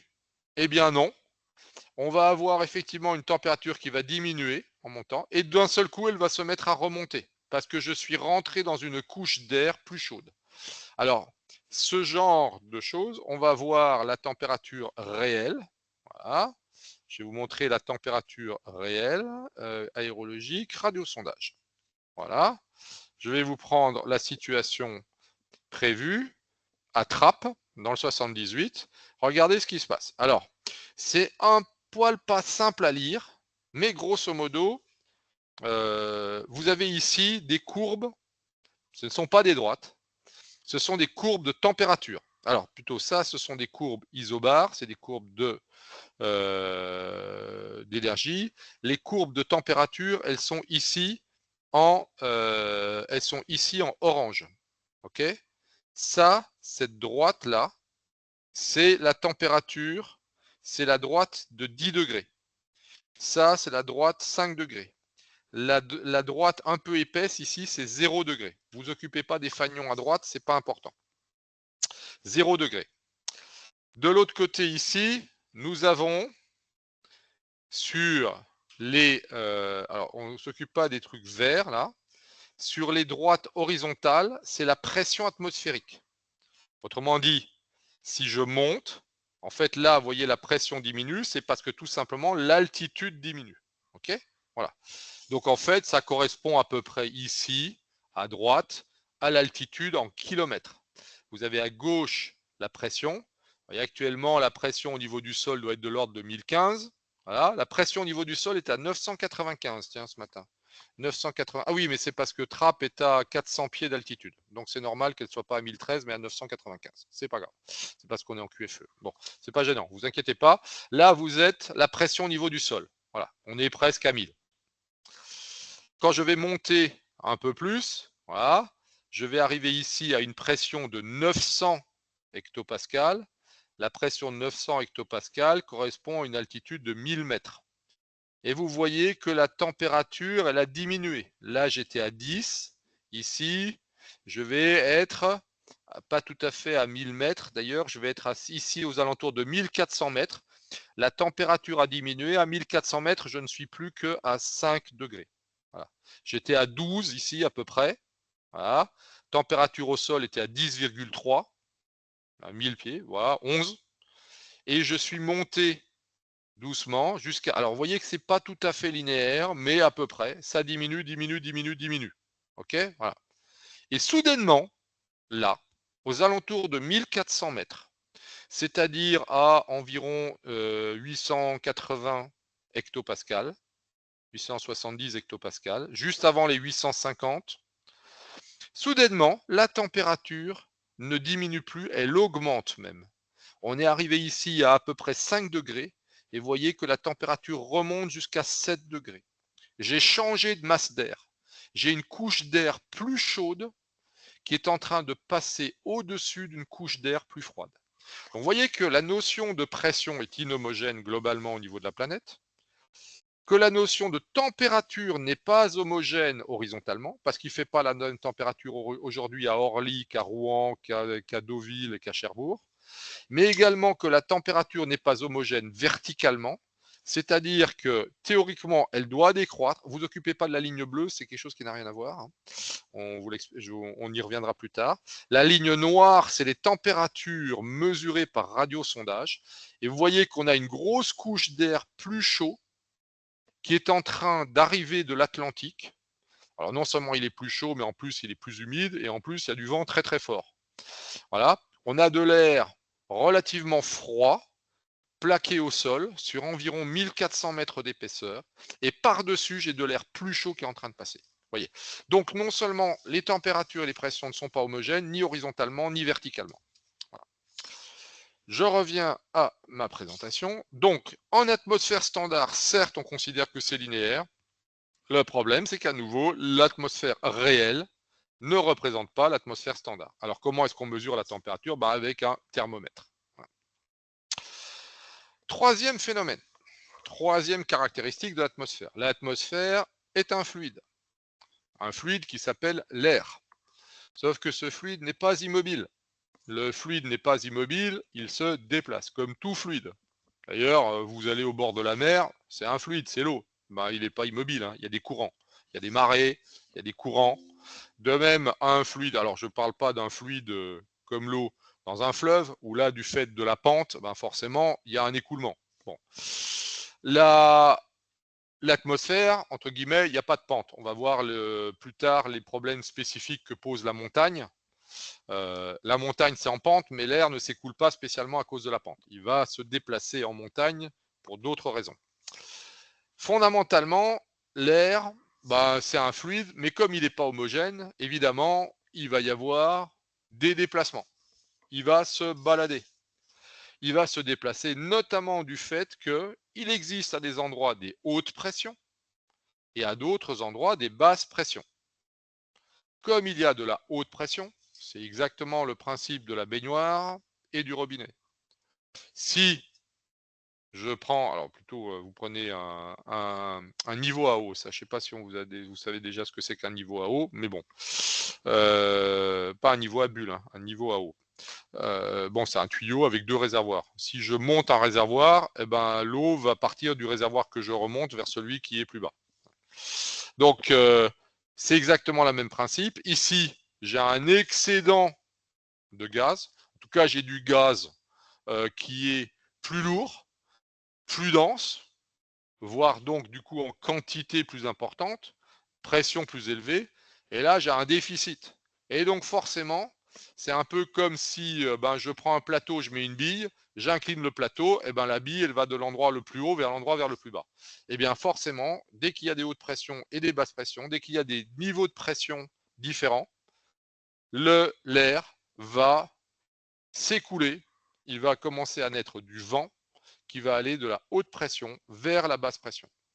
Autrement dit, ici, il y a un excédent de fluide, là, il y a un déficit de fluide, il va s'écouler de l'endroit de l'excédent vers l'endroit du déficit. Alors le problème, c'est que en fait, ça serait trop simple si c'était comme ça. Il y a plusieurs forces qui vont intervenir. Donc on a le gradient de pression qui va créer une force qui va emmener l'air vers la basse pression. Mais, comme la Terre tourne sur elle-même, on a un phénomène qui est un dérivé des lois de Newton sur la conservation du mouvement et la conservation de l'énergie. Il se trouve que dès que quelque chose va se mettre en mouvement à la surface d'un objet qui est lui-même en rotation, eh bien la notion de conservation de mouvement fait que le fluide va tourner à droite. Il va créer une force déviatrice vers la droite dans l'hémisphère nord, vers la gauche dans l'hémisphère sud. Résultat, au lieu que le vent suive la flèche noire, il va être dévié à droite et il va suivre la flèche bleue. Et de même, sur les basses pressions, l'air, au lieu de se déplacer vers le centre de la dépression, va être dévié vers la droite et va tourner autour. Ce phénomène est vrai pour tous les déplacements à l'intérieur à la surface d'un objet en rotation. C'est vrai si vous prenez une bille que vous faites rouler sur le sol d'un wagon de chemin de fer, si à l'intérieur de ce wagon de chemin de fer, vous êtes dans un TGV, vous avez sur le couloir, dans le couloir du TGV, vous faites rouler la bille. Si le train est dans une ligne droite, la bille va quasiment en ligne droite. L'effet de la rotation de la Terre, vous ne le verrez pas. Il va agir, mais tellement peu que vous ne vous en rendrez pas compte. Par contre, dès lors que le train va prendre un virage, même en annulant les forces centrifuges, parce que le wagon va être incliné pour annuler la force centrifuge, vous lancez une bille, la bille part à l'extérieur. Là, elle va pas. Alors, si le virage est à gauche, la bille va partir à droite. Ce qui est le cas dans l'hémisphère nord, parce que la Terre tourne d'ouest en est. Donc, en fait, en permanence, nous sommes en train de virer à gauche. Dans l'hémisphère sud, en permanence, nous sommes en train de virer à droite. Donc, la bille part vers le pôle. Ici, on tourne dans le sens inverse des aiguilles d'une montre. Au lieu que cela vienne comme ça tourne à droite. Pardon, ça va vers l'équateur. Qu'est-ce que je viens de vous dire? Je viens de vous dire que ça part vers le pôle. Non, la bille part toujours vers l'équateur. Et donc ici, dans les anticyclones, au lieu que le mouvement se fasse comme ça, eh ben, ça tourne à droite. Dans les basses pressions, d'accord, dans les dépressions, au lieu que le trajet se fasse en direction du centre de la dépression, la trajectoire est déviée à droite. Ces forces de Coriolis font que le vent ne se déplace pas de la haute pression vers la basse pression, mais il tourne autour des hautes pressions, il tourne autour des basses pressions. Retenez que dans l'hémisphère nord, les dépressions tournent dans le sens inverse des aiguilles d'une montre, et dans l'hémisphère sud, et les hautes pressions, les anticyclones, tournent dans le sens des aiguilles d'une montre. Dans l'hémisphère sud, c'est exactement le contraire. Alors, pourquoi j'ai la température qui revient là? Ah oui, pardon, j'ai un problème de... Oui, c'est ça. Ouais. Pof. Alors, en plus, il y a, comme vous avez vu, des grosses différences d'absorption d'énergie entre l'équateur et le pôle. Les pôles absorbent très très peu d'énergie, reçoivent une très faible quantité d'énergie en provenance du Soleil. Qui plus est, l'épaisseur de l'atmosphère est beaucoup moins grande au pôle qu'à l'équateur. Ça, c'est pour des raisons de ce qu'on appelle un effet de fronde. C'est la force centrifuge de rotation de la Terre autour d'elle-même qui fait que, comme le fluide qui est l'atmosphère tourne aussi, mais lui, il est mou, hein, il est fluide, justement, comme son nom l'indique, eh bien, l'effet de force centrifuge de la rotation de la Terre fait que l'atmosphère est plus épaisse. Elle fait 15 km d'épaisseur, la troposphère, à l'équateur, alors qu'elle ne fait que 7 km d'épaisseur au pôle. Ça explique aussi que la quantité non seulement d'énergie reçue ici est plus faible, mais la quantité d'énergie qui est stockable par l'atmosphère est également plus faible. Contrairement à l'équateur où la quantité d'énergie est très importante, mais où la capacité de la stocker est également très importante. D'où un certain nombre de phénomènes très violents et très dangereux qui se produisent dans ce qu'on appelle la ZIT, donc la zone intertropicale, celle qui va de tropique du Capricorne au nord, au tropique du Cancer au sud, pardon, Cancer au nord, Capricorne au sud. Donc les deux tropiques ici, cette zone-là est celle qui reçoit le plus d'énergie sur la Terre et c'est évidemment celle où il y a les phénomènes les plus violents, notamment des orages qui font 15 km de haut, alors qu'en Europe occidentale, quand on a 6 à 7 km, c'est déjà exceptionnel et des orages au pôle, il n'y en a quasiment jamais. Résultat, il y a des transferts thermiques qui se font suivant ces cellules convectives qu'on appelle les cellules de Hadley. On a un réchauffement plus rapide à l'équateur. Cette énergie remonte vers le nord et redescend sur la zone tropicale ici, qui est généralement d'ailleurs une zone désertique. De même, cette zone désertique reçoit énormément d'énergie qu'elle nous restitue dans les zones tempérées. Et nous, les zones tempérées, une bonne partie de l'énergie qui est produite remonte vers le nord où ça se refroidit fortement et ça redescend sous forme de dépression polaire qui nous permettent de ne pas cuire sur place et d'avoir ici une zone tempérée avec une alternance de dépressions polaires qui descendent. Il fait frais, de temps à autre, il fait mauvais. Et puis, soudain, ça s'arrête, ça s'améliore parce qu'il y a cette fois-ci un anticyclone tropical qui remonte, par exemple l'anticyclone des Açores ou l'air chaud du Sahara qu'on a eu cet automne, avec des températures à 25 degrés fin octobre, parce qu'on a de l'air chaud qui remontait du Sahara et qui venait sur l'Europe occidentale et qui repoussait les dépressions polaires vers le nord. Alors, ça permet d'avoir un certain nombre de vents dominants selon la latitude en tenant des compte des forces de Coriolis. En effet, on a dans l'hémisphère nord des vents dominants d'ouest. À l'équateur, les vents dominants viennent de l'est, Alors, il faut que je vous les représente ici, pardon. Voilà. À l'équateur, les vents dans la zone intertropicale viennent en majorité d'est en ouest. Dans les zones océaniques, on appelle ça les alizés. Dans les zones tempérées, les vents vont d'ouest en est, aussi bien au nord qu'au sud. Donc c'est pour ça qu'à Brest, on a majoritairement, et nous ici en Europe occidentale, on a majoritairement des vents d'ouest. De même, à New York, on a aussi majoritairement du vent d'ouest. Ce qui fait qu'on a des vents très secs continentaux, qui fait qu'il fait très chaud en été, très froid en hiver à New York. Alors que à la même latitude en Europe, c'est-à-dire Naples, il fait des températures raisonnables en été et raisonnables en hiver. Au pôle, à nouveau, les vents tournent dans l'autre sens. Les vents dominants sont des vents d'est. D'autre part, on a des pressions qui du coup sont plutôt aux alentours des pôles. On a des hautes pressions, on a de l'air très froid, très dense, haute pression. Juste en dessous, à 30 degrés de latitude, c'est-à-dire à peu près l'Islande, la Norvège, on a des dépressions. Nous, on est au milieu, 45, tantôt des dépressions, tantôt des anticyclones. À 60 degrés de latitude, c'est-à-dire à peu près les Açores, l'Afrique du Nord, on a des anticyclones. On va continuer à 75 degrés. Alors, 60 degrés de latitude, à 60 degrés de latitude, c'est des anticyclones, 30 degrés, c'est des dépressions. Ouais. 30 degrés, c'est le Sahara. Là, on a des dépressions, vu qu'on a de l'air très chaud, très peu dense, dépression saharienne. À 60 degrés, on a des anticyclones, de l'air froid, plutôt humide et lourd.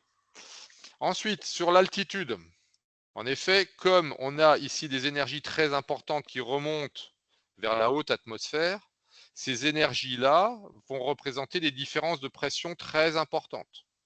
Comme il y a des différences de pression très importantes dans la haute atmosphère, plus importantes que dans la basse atmosphère, des variations, on va avoir des vents beaucoup plus puissants. Parce que plus la différence de pression est importante, plus les vents sont forts. Nous avons donc en altitude des jet streams. Dans les régions situées entre 8500 et 11 000 mètres, mais ça joue de quelques quelques milliers de mètres selon l'été et l'hiver, on a des jet streams, c'est-à-dire des vents très très rapides. Alors le jet stream, ça commence à environ 160-180 km/h. Hein. On considère qu'à 100 nœuds, c'est au-dessus de 100 nœuds, c'est-à-dire au-dessus de 180 km/h, on est sur du jet stream. En dessous de 100 nœuds, on est encore, on va dire, dans du vent, même si ça commence à devenir sérieusement fort. Mais à plus de 100 nœuds, c'est du jet stream. Et ça peut monter jusqu'à 160 nœuds, c'est-à-dire 300 km/h. Je vais vous montrer une carte.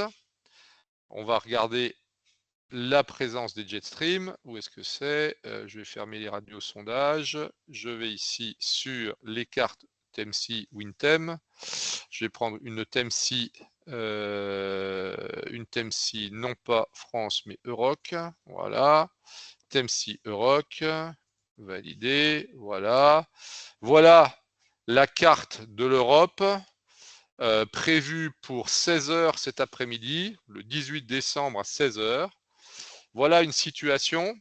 Alors là, vous ne voyez pas les pressions, mais vous voyez un certain nombre de fronts. Et vous voyez de magnifiques flèches vertes. Hein, okay. Nous avons des vents en basse altitude. Ça, c'est les cartes WinTem. Ok, bon, je vous les montrerai une autre fois. Ça fait partie du cours. On sera amené à traiter ça. Et vous voyez qu'en ce moment, du fait de la présence d'anticyclones très importants au sud de l'Atlantique et de cette grosse dépression là qui arrive, cette dépression qui arrive doucement sur la France pour cette nuit, eh bien nous avons des vents très violents en altitude allant des hautes pressions vers les basses pressions. Et ici, ces vents très violents, ces vents très forts qui s'appellent les jet streams, sont représentés par ces flèches vertes. Nous en avons ici une dans le nord de l'Europe qui arrive. Ouais. Toc, voilà. Nous en avons également ici dans le sud de la Méditerranée qui balayent en ce moment le Sahara et l'Égypte, voilà, qui sont d'ailleurs beaucoup plus hautes que celles qui arrivent en ce moment de l'Atlantique. Donc vous voyez, ce jet stream là, il est au niveau 270, c'est-à-dire grosso modo, il est à 8500 mètres. Okay. Il est même, non, il est à 8000 mètres. Celui-ci, il est à 10 000 mètres carrément, au niveau 330. Voilà. Il est même très épais. Voilà. Ceux-là, ils sont à 10 000 mètres. Celui-là, il est même carrément à 11 000 mètres, ce vent. Et ces vents sont très forts parce que je peux vous dire que celui-ci, là, qui est à 10 000 mètres, il est actuellement de 130 nœuds, c'est-à-dire environ 220-230 km/h de vent. Voilà, un vent à 230 km/h.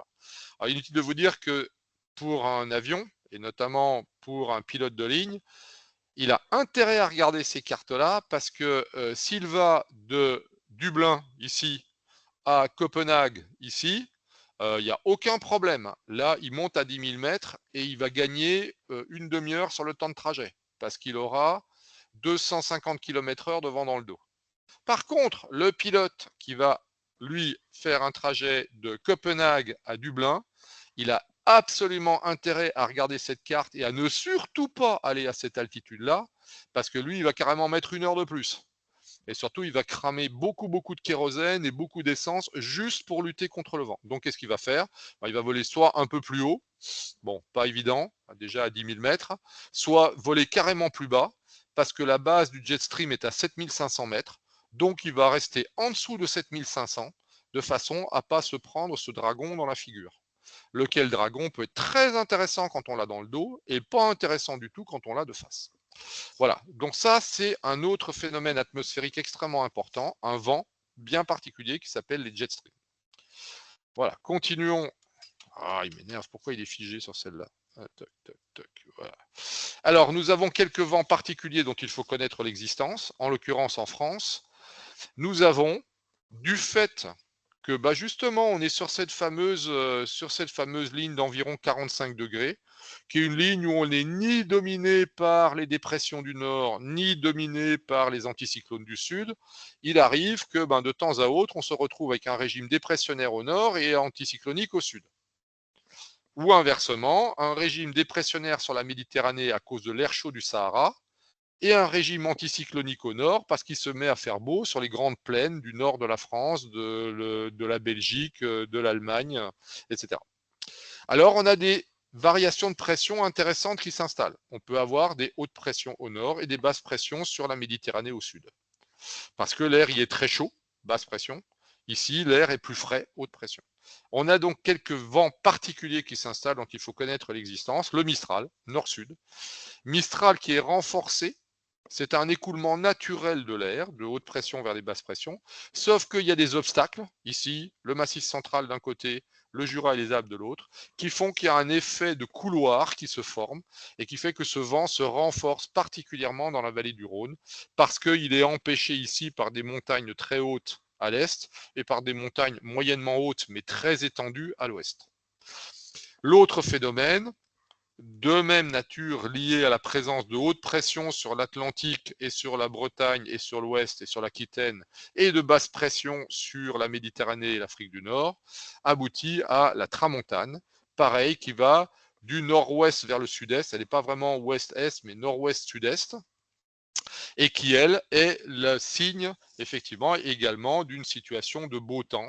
La tramontane est un vent qui se traduit surtout par des différences de pression liées au fait que nous avons ici des anticyclones à l'ouest qui tournent donc dans le sens des aiguilles d'une montre et des dépressions au sud qui tournent dans le sens inverse et qui poussent l'air dans la vallée du Rhône, pousse l'air dans la vallée de la Garonne et aspire l'air sur la Méditerranée et le golfe du Lion.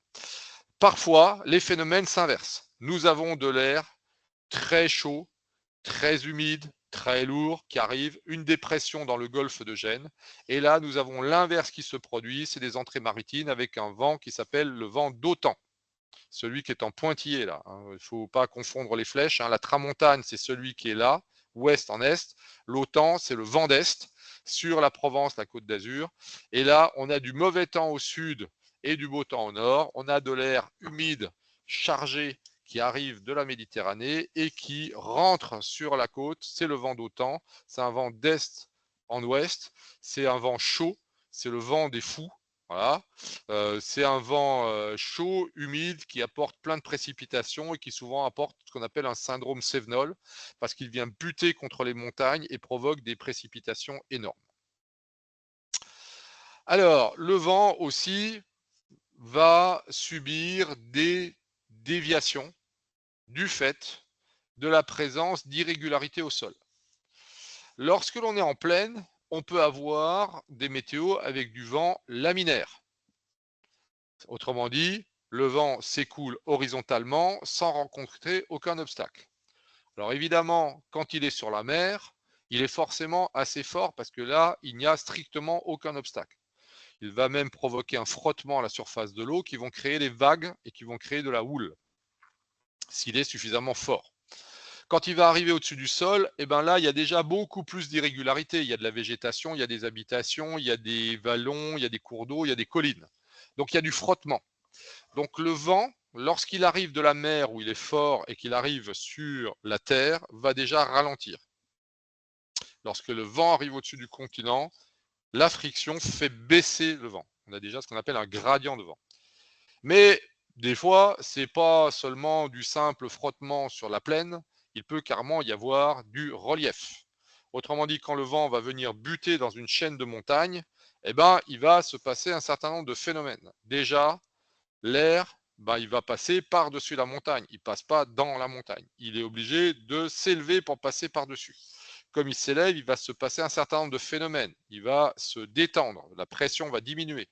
Il va également se dilater. Donc du coup, il va se refroidir. Donc il y a un certain nombre de phénomènes qui vont se produire parce que le vent va monter, va passer par-dessus le relief et ça va former ce qu'on appelle une onde de relief. Parce que le relief, il n'est pas régulier et donc l'air va monter du côté montant, il va redescendre du côté descendant. On va avoir un phénomène d'onde. Comme il va monter, il va se refroidir, il va arriver à saturation, il va se former des nuages très particuliers. Nuages que l'on appelle des nuages lenticulaires. Alors, je pourrais vous montrer quelques photos de nuages lenticulaires. Je ne sais pas si j'en ai là. Je voulais vous montrer autre chose en termes de... voilà, je vais vous montrer une coupe de la situation aujourd'hui sur où est-ce qu'on est là. Ah ouais, je sais pas où là. On doit être du côté de Valence. Bon bah c'est pas grave. Je vais vous montrer ce qui se passe sur Paris. Voilà, on va faire. J'aime bien celui-là. Là. Voilà, Paris aujourd'hui. Regardez ce qui se passe. Vous avez ici le vent. Ah, le vent, il n'est pas triste. Hein. Vous avez ici au sol un vent de sud relativement faible. Pourquoi? Parce que évidemment, il y a des habitations, il y a des forêts, il y a des vallons, il y a des etc. Le vent au sol est d'une actuellement là 17h, 18h, 14, 15 km/h. Dès qu'on monte à 150 mètres d'altitude, on a 50 km/h de vent. Et la différence entre les deux, c'est juste du frottement. C'est juste le fait que la partie de l'atmosphère qui est au contact du sol avance infiniment moins vite du fait des obstacles et du frottement et de l'irrégularité du sol que le vent qui est au-dessus et qui, lui, n'a pas d'obstacle. Et si je prends le Havre, voilà, le Havre, pareil, hein, j'ai un vent au sol avec du frottement et un vent au-dessus. Alors là, on atteint du 100 km/h à 3500 mètres d'altitude. Vous voyez d'ailleurs que ce qui arrive là, c'est autrement plus puissant que Paris. Paris, j'ai encore eu des vents modérés dans la journée, mais ils annoncent des vents de plus en plus forts dans la soirée. Et si je monte à 500 mètres d'altitude, j'ai 70 km/h de vent. À 1000 mètres, j'ai encore 70, 80, 90 km/h cette nuit. On va même avoir d'ailleurs plus que ça. Je vais essayer d'ouvrir un peu. Ah non, merde, il veut pas. Ah oui, c'est vrai qu'il ne va pas au-delà de 22 heures. D'accord, ok, non. Bon. Et dans la nuit, là, on aura entre 1000 et 1500 mètres. Vous voyez, là, la limite va descendre. On a 100 km/h de vent à cette altitude-là. Si je prends carrément, je me mets au-dessus de la mer, bah là, j'ai même plus de frottement. Vous voyez, presque pas de frottement. La différence entre la masse d'air au niveau de la mer, 45 km/h et juste au-dessus 76, alors qu'à Paris, au sol j'ai 15 et au-dessus j'ai 55. Voilà, j'ai 13 et au-dessus, j'ai 45. Vous voyez que je monte de 100 mètres, le vent est 3 fois plus fort. Au-dessus de la mer, le vent, il est même pas 2 fois plus fort. 40, je passe à 60. J'ai juste 50% de différence. La mer frotte aussi un peu, mais à peine. D'accord? C'est presque lisse, la mer. D'accord? Là, ici, à Paris, on ne peut pas dire que ça soit vraiment lisse, le quartier, hein. Il y a beaucoup de choses. Si je prends, cette fois-ci, non pas, je vais prendre une montagne. Là, je suis carrément sur une zone montagneuse dans le Massif central. Je ne sais pas du quel côté je suis, du côté de Clermont-Ferrand. Bah, l'atmosphère au sol est quasiment immobile, le vent est irrégulier, il y a quelques kilomètres heure de vent. Dès que je suis, parce que là, je suis à 1200 mètres d'altitude, okay, l'endroit que j'ai choisi, mais quand je m'élève, j'évite des vents plus forts. Alors bon, on n'est pas tout à fait... Là, en ce moment, Bordeaux, ça doit tabasser pas mal, non? Voilà. Là, j'ai des différences faibles, mais j'ai du vent fort qui va arriver cette nuit aussi, comme partout. Actuellement, à Brest, par contre, ça doit bien être le... Ah oui, c'est bien le carnage. À Brest, il y a déjà 70 km/h de vent à 100 mètres d'altitude. La grosse dépression là qui arrive, elle est très très active, hein. Il va arriver des vents très très forts en mer. Mais regardez, Brest, j'ai la vitesse au sol est 3 fois inférieure à la vitesse au large. Dès que je vais au large, attendez, ah oui, là il veut pas. Si, bon. Et voilà. Et je me mets à quelques kilomètres au large de Brest, je vais 30 kilomètres au large, j'ai une différence faible entre la surface de la mer et le vent au sol. Voilà. Je reviens à ça, donc ça frotte, mais aussi ça se soulève. Donc le vent va monter et va provoquer des lenticulaires et va provoquer des zones où l'air monte parce que le vent franchit la montagne et derrière il redescend. Il ne reste pas là, il n'y a pas de trou là, il redescend. Donc j'ai des zones d'ascendance et des zones de descendance. Donc vous imaginez un avion qui fait une trajectoire comme ça, là, ici, là, qui est tout droit. Et bien cet avion qui fait cette trajectoire là horizontale, il va passer alternativement dans des zones où l'air monte et brutalement dans des zones où l'air descend. C'est ce que l'on appelle des trous d'air. Il n'y a jamais eu de trou dans l'air, hein. L'air, il n'y a pas de trou dedans. C'est pas de l'emmental, c'est pas du gruyère. De l'air, il y a de l'air et de l'air, il y en a partout. La seule différence, c'est qu'il y a des endroits où il y a de l'air qui monte et des endroits où il y a de l'air qui descend. Et quand l'avion passe soudainement d'un air qui monte à un air qui descend, eh bien, il va subir des accélérations verticales qui peuvent être très brutales. Et si je passe d'une accélération verticale positive dans laquelle je suis plaqué dans mon siège parce que l'avion est poussé vers le haut, à un endroit où très brutalement l'avion va subir une accélération négative vers le bas et où là je vais m'envoler de mon siège, et ben voilà ce que l'on appelle des trous d'air. Parce que l'avion subit des accélérations verticales variables, il peut y avoir des phénomènes dits de turbulence. C'est ce que le pilote annoncera dans son micro. Nous entrons dans une zone de turbulence. Veuillez regagner votre place et attacher votre ceinture. En effet, il vaut mieux attacher sa ceinture parce que là, ça ne va pas être très douloureux, mais là, vous risquez de vous manger le coffre à bagages avec votre crâne.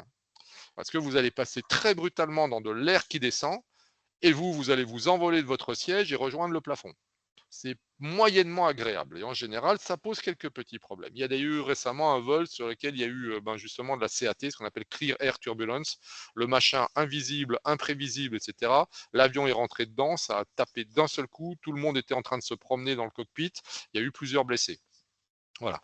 Donc ici, nous avons des phénomènes de forte turbulence, notamment sur le premier relief et sous le vent des reliefs. Et ces turbulences peuvent être particulièrement dangereuses. Je poursuis la problématique du vent. Nous avons en montagne un autre phénomène de mouvement horizontal de l'atmosphère qui est que si je n'ai plus une plaine, comme je vous l'ai montré là tout à l'heure, une jolie plaine qui absorbe de façon uniforme, plus ou moins uniforme selon la nature du sol, l'énergie du soleil. Certes, à certains endroits, il y a suffisamment d'énergie et d'air chaud accumulé pour que cet air chaud génère une colonne montante. Nous verrons que cette colonne montante, c'est le Graal, le Nirvana, le paradis du pilote de planeur, car c'est grâce à cette colonne d'air montante qu'il va pouvoir voler sans brûler d'essence et sans dépendre d'une énergie fossile. Mais sans parler du pilote de planeur, il se trouve qu'ici, nous allons avoir des colonnes montantes qui ne sont pas d'une violence énorme et qui vont être réparties de façon, je ne vais pas dire totalement aléatoire, mais un peu dispersées sur le territoire. Par contre, dès qu'on va arriver en montagne, il va se passer des choses rigolotes. Parce que là, le sol n'est plus plat. J'ai donc ici, par exemple là, alors c'est pas forcément très bien illustré, mais je vais avoir le soleil. Contrairement à la plaine, l'angle ici de réchauffage, il est faible. En fait, le soleil, il est mal positionné. Il n'est pas entre les vallées. Il est loin là-haut. Il est loin là-haut. Et la quantité de rayonnement qui va arriver ici, là, elle est très importante parce que vous voyez que le rayonnement est quasiment perpendiculaire à la face du... Il va arrêter de me balancer des trucs. Là, les rayons du soleil arrivent avec un angle d'environ 45 degrés par rapport à la plaine. Sauf que si la pente de la montagne est elle-même à 45 degrés, et bien là, les rayons, ils sont perpendiculaires. Ils sont perpendiculaires au, à la montagne. Donc 100% de l'énergie ici est absorbée. Inversement, les rayons du soleil arrivant ici sur cette face, alors cette face, on l'appelle adret. Cette face-là qui est à l'ombre, parce que là, imaginez le soleil plutôt derrière la crête. La face qui est à l'ombre, en particulier le matin, hein, le soleil vient de se lever, il est là. Il y a une face qui est déjà de la vallée, qui est déjà au soleil, et l'autre côté de la vallée qui est encore à l'ombre, celle qu'on appelle UBAC. Je vais donc avoir ici de l'air froid et ici de l'air chaud. L'air froid va descendre, l'air chaud va monter, et je vais avoir un phénomène de brise de pente. Plus tard, à midi, le soleil est ici au milieu, les deux parois sont de plus en plus chaudes. Évidemment, l'air va chauffer énormément, il va monter le long des parois. Et qu'est-ce qu'il va provoquer? Il va provoquer un appel d'air qui va remonter dans la vallée. Et donc, je vais avoir ce qu'on appelle une brise de pente, un régime de brise. Ces brises sont provoquées par les différences de température entre les parois et le fond de la vallée. Comme les parois sont chaudes, l'air va monter et va créer un vent qui rentre dans la vallée dans la journée. À l'inverse, le soleil se couche. Que va-t-il se passer? Les parois de la montagne vont se refroidir beaucoup plus vite que le reste, parce qu'elles sont en altitude. Et donc très vite, elles vont se refroidir, très vite, elles vont engendrer de l'air froid qui va descendre vers le fond de la vallée. Et dans la nuit, je vais avoir dans la soirée, dans la nuit, une brise descendante avec de l'air qui descend et qui s'écoule dans la vallée exactement dans le même sens que le cours d'eau. Ça, c'est ce qu'on appelle un régime de brise. Ce sont des brises de pente.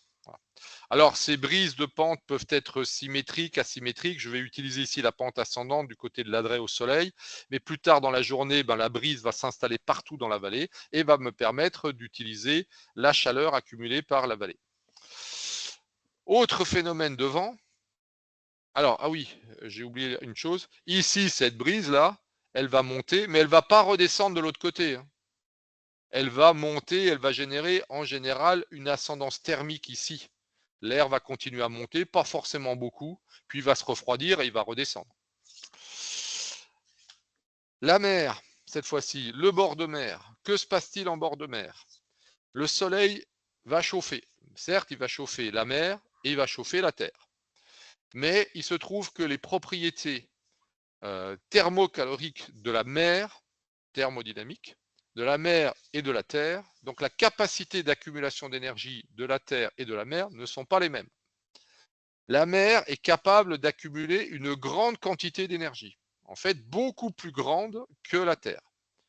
Mais la mer est un milieu dont la chaleur massique est très grande, c'est-à-dire que la chaleur absorbée par la mer en provenance du soleil va se répartir très vite à l'intérieur de la masse d'eau. Et donc, elle va monter en température, elle va beaucoup absorber et elle va rien rendre. En tout cas, elle va rendre très peu. Alors que la Terre va absorber très vite en surface, mais la Terre ne chauffe pas en profondeur. La Terre n'est très mauvaise conductrice de la chaleur. La surface du sol va devenir très chaud et d'ailleurs, vous pouvez le vérifier sur la plage. Sur la plage, le sable qui est en surface est brûlant. bah, il suffit que vous enleviez quelques centimètres et en dessous, le sable est froid. Et non seulement il est froid, mais en plus il est humide, raison pour laquelle d'ailleurs il absorbe assez peu. Donc la Terre, elle va chauffer très fort en surface, très peu en profondeur. Résultat, elle va se réchauffer très vite. Et donc très très vite, elle va chauffer l'air qui est à son contact. Donc dès le matin, la Terre chauffe, alors que la mer va rester froide longtemps. Elle va mettre beaucoup plus longtemps à avoir une température qui augmente. Le résultat, c'est qu'on va avoir une brise de mer. Très tôt, dès 10 heures, 8, 9 heures du matin, là, il va commencer à y avoir du sol qui est chaud. Le sol qui est chaud crée de l'air qui est chaud. L'air qui est chaud monte. Cet air chaud monte, va aspirer l'air froid qui vient du large. À l'inverse, le soir, dès que la nuit tombe, la mer aura accumulé beaucoup de chaleur dans la journée. Elle va se refroidir lentement, alors que le sol qui n'est pas éclairé va immédiatement se refroidir, va cesser de rayonner, va cesser de réchauffer l'air. Au contraire, il va même devenir plus froid que l'atmosphère, et de l'air froid va descendre, aspiré par l'air chaud qui monte en provenance de la Terre, et cet air va se réchauffer au contact de l'eau et va monter. Nous avons donc une brise de terre le soir. Après, comment est-ce qu'on connaît le vent? Et on va terminer là-dessus, sur le vent, parce qu'il y a encore 2 slides sur le vent, voilà, avant d'attaquer à la rentrée l'humidité. 4e paramètre de l'atmosphère. L'atmosphère, on a vu, il y a pression, la température, la vitesse de déplacement qui s'appelle le vent, parce qu'elle se déplace, et nous verrons le 4e paramètre qui est l'humidité. Le vent. Alors, on va mesurer le vent. Le vent, il est mesuré par un outil qui s'appelle un anémomètre. Attention, parce qu'on va avoir 2 types d'anémomètres. On va avoir l'anémomètre qui, au sol, mesure la vitesse du vent et l'anémomètre dans l'avion qui va mesurer la vitesse de l'avion. Mais ça, on n'en a pas parlé. Ça fait partie du chapitre instrumentation que nous verrons au mois de mars. L'anémomètre sert à mesurer la vitesse et la girouette sert à mesurer la direction du vent. Alors, en général, ils sont combinés. C'est le même instrument. Il y a un instrument avec les 2 paramètres. Le résultat va nous donner la provenance du vent. Achtung, c'est très important ce que je dis. Il va nous donner la provenance du vent et sa force. La force étant ni plus ni moins, on ne va pas la mesurer comme une force en newton ou en kilogramme force. En fait, on sait très bien que la force du vent, elle est directement proportionnelle à sa vitesse. Donc, on va uniquement se contenter de mesurer la vitesse du vent. Alors, la vitesse, la vitesse et la force, on va la mesurer partout le plus possible, au sol. On va la mesurer sur toutes les stations météo. Alors évidemment, on va la mesurer sur les terrains, mais il y a des stations météo, il n'y en a pas que sur les terrains d'aviation, il y en a partout, il y en a le long des autoroutes, le long des routes, il y en a sur plein de sommets montagneux sur lesquels on installe des stations météo, dans les stations de ski, au sommet des montagnes, de façon à pouvoir mesurer un peu partout en France la pression, la température, la vitesse du vent, la direction du vent, et on verra qu'on mesurera aussi l'hygrométrie. Alors, comme ça ne suffit pas de mesurer ce qui se passe au niveau du sol, hein, parce que comme je viens de vous le montrer, vous voyez que le vent, il n'est pas du tout le même au sol qu'en altitude. Je vais revenir sur Paris, là, voilà. Eh ben, on n'a pas du tout la même chose au niveau du sol, à 100 mètres d'altitude, à 500, à 1000. Et d'ailleurs, même la flèche ici ne vous donne pas que l'intensité du vent. Si je prends aujourd'hui à 19 heures à Paris au sol, j'ai 14 km/h de vent avec une provenance presque sud, vous voyez, la direction.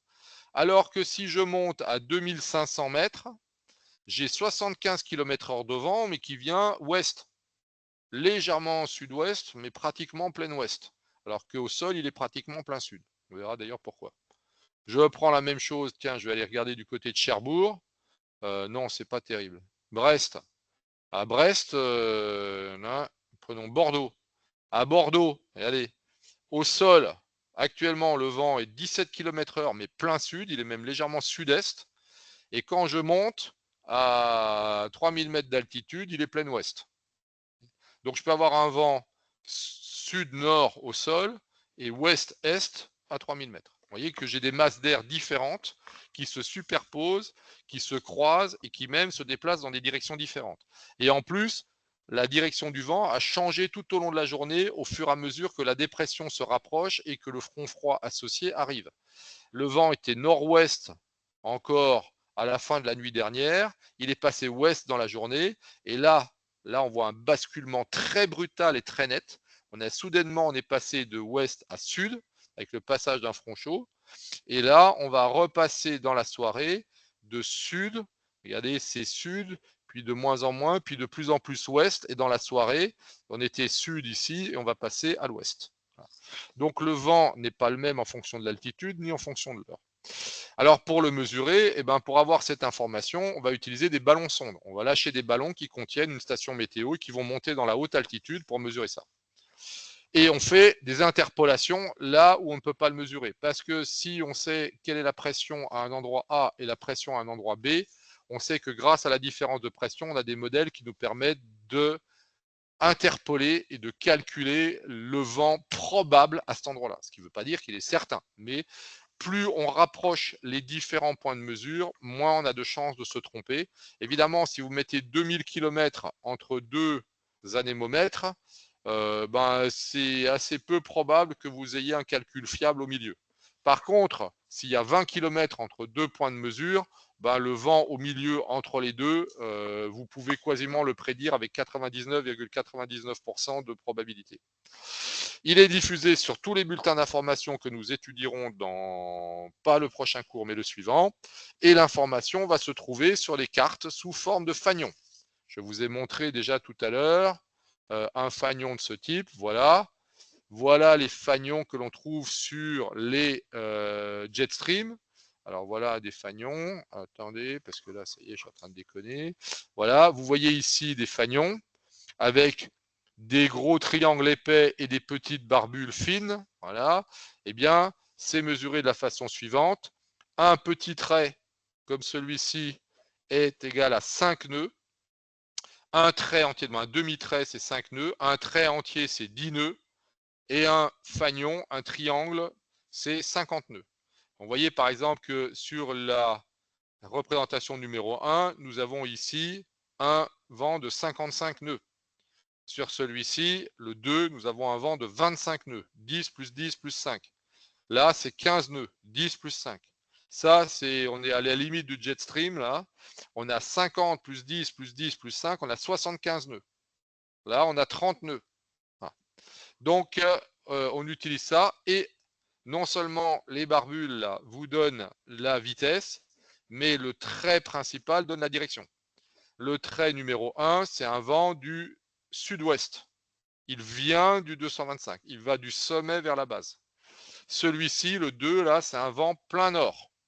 Il vient du 360. Voilà. Le 3 vient du nord-est. Le 4, il vient du plein ouest. Vous voyez, c'est un vent du 270. Je peux vous montrer ça sur une carte dite TEMSI. Voilà, pardon, c'est une WinTem. Voilà, je ne vais pas vous montrer la Euroc, je vais vous montrer une carte France. Voilà, poum. Voilà. Merde, qu'est-ce que je fous là? Pourquoi j'ai une TEMSI? Moi, j'ai une WinTem. Voilà. Voilà. Voilà la carte des vents sur la France ce soir à 18h UTC, c'est-à-dire à 19h légal.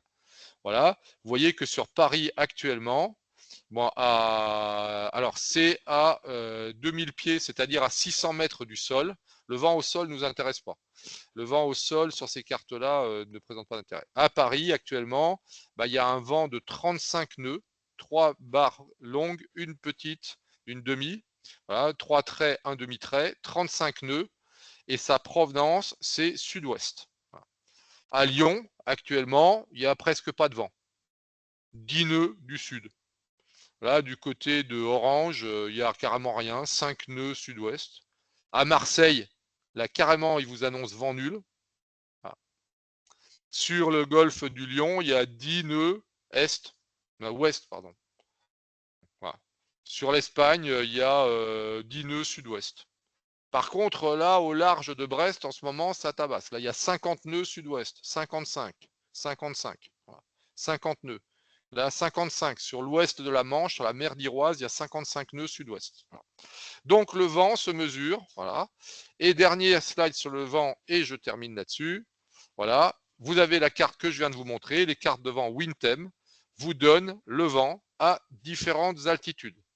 Elle donne également la température au sol. Voilà la WinTem que je viens de vous montrer. Voici la situation avec la température actuellement à Paris, il fait plus 10 et il y a 35 nœuds de vent à 600 mètres du sol. Il vous donne ici les cartes à 1500 mètres et à 3000 mètres. Vous voyez qu'à 1500 mètres, le vent est cette fois-ci ouest et il fait 5 degrés. Et à 3000 mètres, le vent est à 40 nœuds ouest et il fait 0 degré. Voilà.